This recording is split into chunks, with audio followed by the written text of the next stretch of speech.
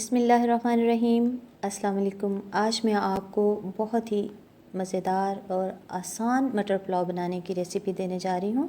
جب کبھی آپ بہت جلدی میں کچھ بنانے کی خواہش کر رہے ہوں، کوئی مہمان آ چکے ہوں، تو آپ اس طریقے سے مٹر پلاؤ بنائیں تو وہ بہت جلد بن جائیں گے اور پھر وہ ہوں گے بھی بہت ہی خوش شکل اور ان کا ذائقہ بھی بہترین ہوگا۔ تو چلیے پھر آج ہم شروع کرتے ہیں یہ ایک بہت آسان اور مزے کی ریسیپی۔ یہ میرے پاس 1 kg سیلا باسمتی رائس ہیں۔ یہ بالکل نئے چاول ہیں، اس لیے ان کو میں صرف آدھے گھنٹے کے لیے بھگو کر رکھوں گی۔ پرانے چاولوں کو ہم 1.5 سے 1 گھنٹہ بھی بھگو کر رکھ سکتے ہیں۔ اور یہ میرے پاس فروزن مٹروں کے دانے ہیں جو کہ 1/2 kg ہیں۔ ان کو بھی ہم چاولوں میں استعمال کریں گے، اور یہ ہوتا ہے کہ ان کو ہم پھر پانی میں بھگو کر رکھ دیتے ہیں تاکہ ان کی ٹھنڈک اور برف وغیرہ جو ہے وہ ختم ہو جائے اور یہ نرم ہو جائیں۔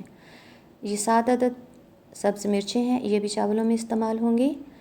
اور اس کے ساتھ میرے پاس یہ پیاز ہیں، 2 چھوٹے سائز کے ہیں اور 2 بڑے سائز کے ہیں۔ ان کو میں چھوٹے ٹکڑوں میں کاٹ لوں گی جو 3 کپ بن جائیں گے تقریباً۔ لہسن ادرک ہے، لہسن تقریباً 8 سے 10 جویں ہیں، اور ادرک کا 1 بڑا ٹکڑا ہے، اس کو باریک کاٹ لیا ہے۔ اور نمک 2 کھانے کے چمچ ہے۔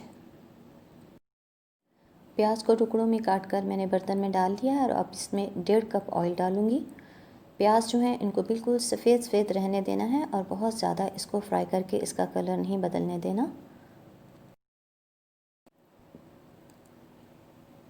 اب اس میں یہ لہسن اور ادرک ڈال کر اس کو بھی ہلکا فرائی کر لینا ہے۔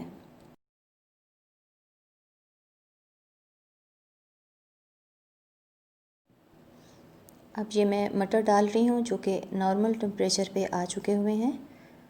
ان کو بھی پیاز کے ساتھ اس کو اچھی طرح سے فرائی کرنا ہے، اتنا کہ یہ گل جائیں۔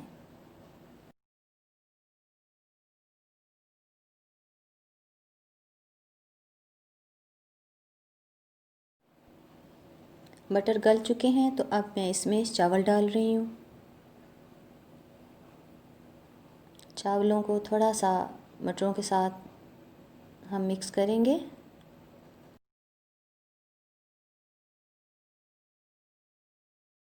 اور اب باری ہے اس میں پانی ڈالنے کی۔ میں 1 لیٹر پانی اس میں ڈال رہی ہوں کیونکہ چاول نئے ہیں۔ اگر پرانے چاول ہوں تو پھر آپ اس میں 1.5 لیٹر پانی ڈال سکتے ہیں۔ اور اس کے ساتھ ہی یہ 2 کھانے کے چمچ اس میں نمک ڈال رہی ہوں۔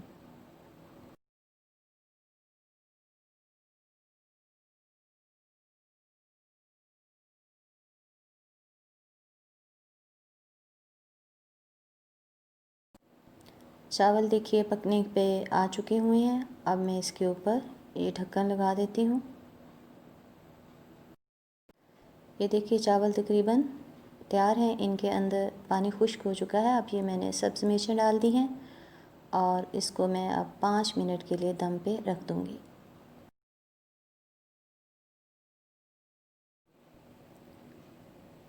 5 منٹ کے بعد یہ میں دم کھول کر دیکھ رہی ہوں۔